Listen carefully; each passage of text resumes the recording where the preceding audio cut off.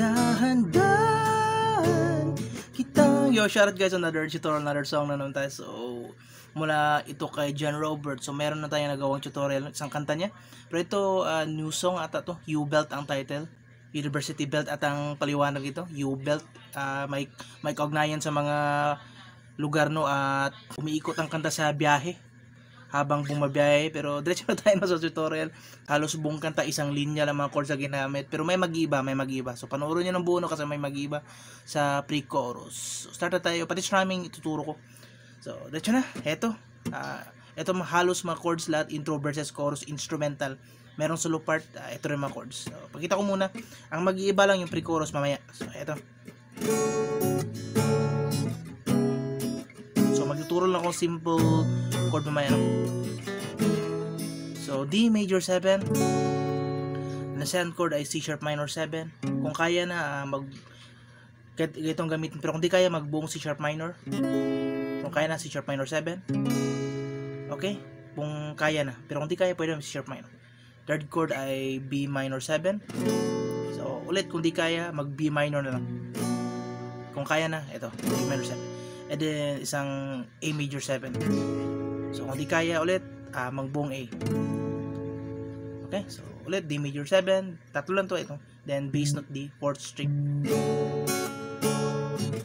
So intro versus choruses, pati solo, instrumental part, ito mga chords na ginamit.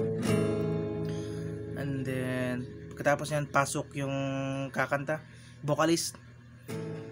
Pagod yung verse, yung pagod yung dalawang lyrics. Nawa. So repeat no. Ang strum ay gito, down, up, down, up. So yan lang strum no, down, up lang. I-time natin. Down, up, down, up. Down, up, down, up. Down. Okay, down, up, down, up. Down. Okay? So repeat lang yung strumming down. Yan lang. So repeat lang.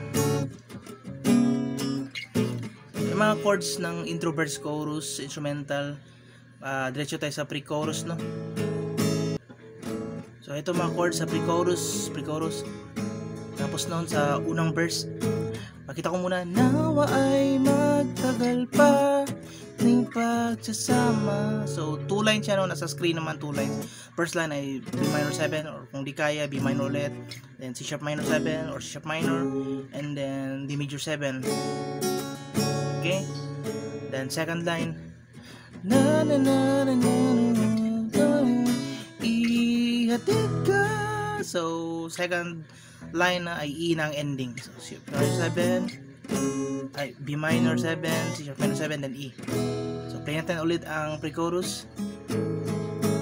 Naway na na na na magsasama, sikap ako kung iyan ang ending. So yan ang pre-chorus no, at yung sinabi ko ulitin lang chorus. Yung chords ngayon na, yung intro versus chorus instrumental. So yan ang chords, repeat intro verse. So yan na lahat no, repeat lang itong chords ng yung intro versus chorus. Ito nga mo chords, pati instrumental merong mag solo acoustic solo chords, nasa screen naman. Repeat halos lahat ng linya yan ang mga chords. Ang mag-iba lang ay yung pre-chorus no, sa first verse, after the first verse. Kasi sa second verse wala nang pre-chorus. Wala na pre-chorus sa second verse. Diretso na lang itong mga chords ito Bale ang pre-chorus ay isa lang sa first part lang, first verses o first stanza. So yun na lahat guys. I-timing nyo lang sa audio MP3. Hanggang dito muna tutorial. 3 parts lang, 3 parts, 2 chords at isang string pattern. Bye bye. Madali lang ito, madali.